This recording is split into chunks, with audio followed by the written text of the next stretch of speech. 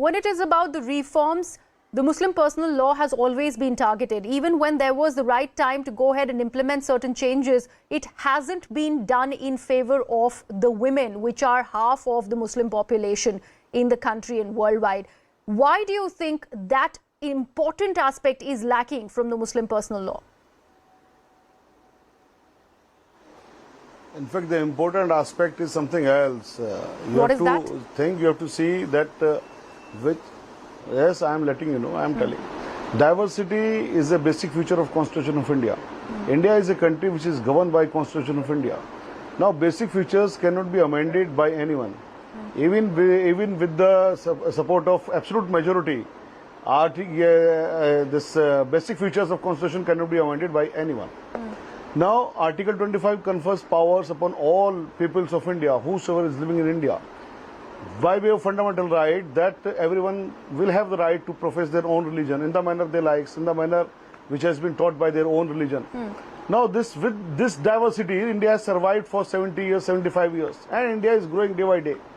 The limitation to that, it should not come in the way of fundamental rights also. That's an important aspect, Mr. Shahid Ali. Don't you think right to equality is a fundamental aspect that should not, in fact, be apprehended because of certain things that are there in religion and in religious personal laws? So you want to say that for 75 years our courts, our constitution allowed inequality?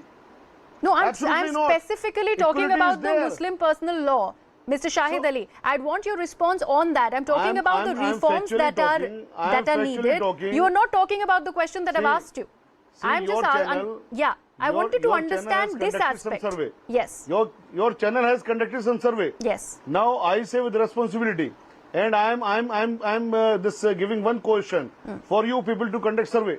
That how many instances of inequality are among Muslims in comparison to their brothers, those who profess Hindu religion or other religions? If you can answer that question to me, because we have got two members in the panel. Then you will be surprised. You will be surprised that instances among Muslims are equal to 0%.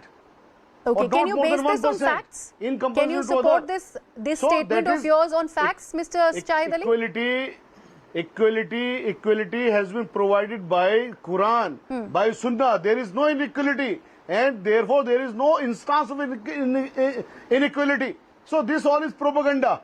This all is nothing else but the propaganda, and the politics is being done by this propaganda. Okay. Now let me ask you this. Mr. Ali. Please give me 10 seconds. Okay. Please give me 10 seconds. I just want to bring in and make one point. Mr. Shahid Ali, this will not go anywhere. I'm exactly coming to that. Let me ask you this. Since you mentioned that this is a highly politicized issue, I wanted to understand, this is a very question I asked also to Ms. Zeenat Shaukat Ali. Isn't the community itself responsible for what it has brought upon itself? Considering, let's talk about triple talaq. A thing like instant triple talaq is not even legitimized under the holy book Quran. Why was it allowed to be practiced in the country so that the ruling dispensation goes ahead and gets in to criminalize that entire practice that is not even, has any kind of legitimacy as far as the holy Quran is concerned? Why was it allowed? Why did the Muslim personal law not step in as far as that is concerned? Then how can you claim politicization? Because you guys were not responsible for the reform. If you want to talk about triple talaq is not allowed by Quranic verses. That's exactly what I'm saying. Triple talaq is not mandated in Quran. Why was it allowed to mandated in Quran? That if divorce has been pronounced, please now appreciate one thing. Yes, please allow me to answer that. Please. You have raised the question of triple talaq. Triple talaq is not provided in Quran. Quran ayat number 228, Surah Baqarah chapter number 2 says, if talaq is pronounced for one time or 100 times or lakhs of times, that will be considered as one talaq. And if the compromise is not accorded in between the husband and wife within 3 months, then that will dissolve the marriage. Now this triple talaq qanoon, which has come into being, therefore we have challenged that as well. Now at least that talaq is one talaq. Triple talaq is punishable, but that will be considered one talaq. And if the compromise is not accorded between the parties, then after 3 months that will dissolve the marriage. So that is against the Quran. So that's why I say with responsibility, please talk about Quran. Please have a debate on Quran. Every verse on Quran, we are ready to talk. We are ready to debate on every verse of Quran. So कुतर की बात हम नहीं करते हैं कि साहब फला पर्सन आदमी ये कह रहा, दूसरा आदमी ये कह रहा, तीसरा आदमी ये कह रहा. Come with authentic proofs. Come with evidences. Come with instances. And I challenge through your medium as well. Yes. Please talk, please debate on Quranic verses, please debate on Sharia, please debate on Ahadith, and you will find that these are the best law, which should be adopted by all. That's exactly what we are putting out for debate also, Mr. Shahid Ali.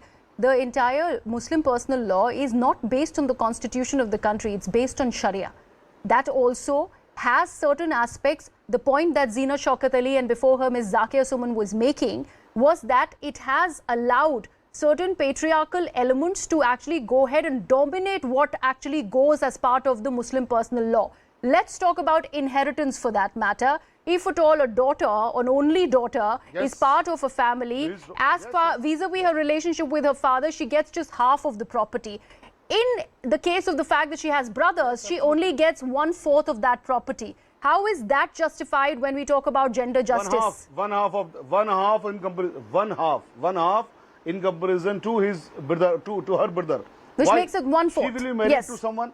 Yes. Now, no, one half. She will be married to someone. Now that boy will definitely get something from his parents.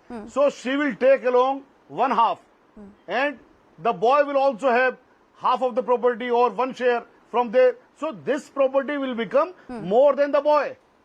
Please try to appreciate this. Okay. जिसको शादी करके जो जा रही है लड़की, वो अपने साथ में एक 20 in comparison to boy आधा हिस्सा लेके जा रही है. जिसके बाद शादी इसकी होने जा रही है, वहां से उस लड़के को पूरे का पूरा हिस्सा आ रहा है. तो उसका दोनों का मिलाकर कितना होगा? 75. अगर लड़की को आपने आधा दे दिया, उधर से वो लड़का भी आधा लेके आ गया, तो लड़के वालों के पास तो बहुत कम रह गया. तो इक्वलिटी कहां से आई? Equality has to be equality. Equality this not be कि साहब लड़कियों को ज्यादा है, लड़कों को कम, या लड़कों को ज्यादा, लड़कों को कम. आप दोनों चीजों को मिला के देखिए ना. Okay. Please, let me bring in Miss Yasmin Farooqi now. She's been very patiently waiting for her turn. Right. I got your point. That's an interesting aspect that you've made, and that's why I wanted that dissection of this targeting of a certain community angle part of it, and that's why we've got you, Mr. Shahid Ali, on the debate. But let me actually get in Miss Yasmin Farooqi. Miss Farooqi, the fact that there are certain aspects of the Sharia, the Muslim personal law, that have been interpreted in the way that it should be vis-a-vis the holy books, the Quran, and there are certain aspects that are claimed to be skewed or they have been misinterpreted. Like this dissection of the inheritance law that has just been done by Mr. Shahid Ali. It's a fair point that he has in fact made, because it's a marriageable age daughter. She gets some share from her husband and it makes it equal. It can be justified because even if we look at the Hindu code bill and in the inheritance law under the Hindu religion, that also, when it comes to inheritance, it took a lot of time to get in that amendment to get in an equal share to the daughters in the family. So that number of years were dedicated for that reform to actually set in. How do you see this justification that has been made by the former speakers on the panel, that the Muslim personal law is not gender just, and because of which we had to do this survey? Shahid साहब ने जो कहा है, देखिए वो बिल्कुल सही कहा है कि उन कुरान में इस तरह का हिस्सा दिया गया है. मैं अपने दूसरे पॉइंट पे आ रही हूँ. अब देखिए, हमारे यहाँ अभी आप सबने ये कहा कि हमारे यहाँ ये चाहते हैं कि बराबरी का दावा हो, बराबर का समझा जाए, महिलाओं के साथ हमदर्दी हो. मैं बिल्कुल इस बात को मानती हूँ, लेकिन सारी महिलाओं के साथ होना चाहिए. उन महिलाओं में जो हमारी आदिवासी हैं उनके साथ भी होना चाहिए, जिनके मर्द 5 शादियां करते हैं उन महिलाओं के साथ भी होना चाहिए, जिन एक महिला के 5 आदमी होते हैं उन महिलाओं के साथ. तो बात, प्रॉब्लम वो नहीं है. प्रॉब्लम यह है कि आप जब बात करते हो तो सिर्फ मुस्लिम पर्सनल लॉ की बात करते हो, आप सारी चीजों की बात नहीं करते हो. आप आदिवासियों की बात नहीं करते हो, आप सिखों की बात नहीं करते हो. अब आपके एक और सवाल के जवाब पे मैं आती हूँ कि आधा हिस्सा बिल्कुल हिंदू लॉ में जो वो उसको ठीक किया गया है, उसमें लड़की को आधा हिस्सा दिया गया है. लेकिन आज तक 5% को भी अगर आप ये साबित कर दें, आप ऐसे जैसे अभी एनालिसिस किया है, अगर ये 5% भी मुझे साबित कर दें तो मैं मान जाऊंगी. क्योंकि एक चीज और होती है वसीयत, और वो वसीयत मुस्लिम में भी है. आप है ना, हिबा कर दीजिए अपनी बेटी को, किसने मना किया है? वो जो 1/4 लिखा हुआ है ना, शाहिद साहब से ही बात कर रही हूँ, वो ही नहीं देते हैं कोई.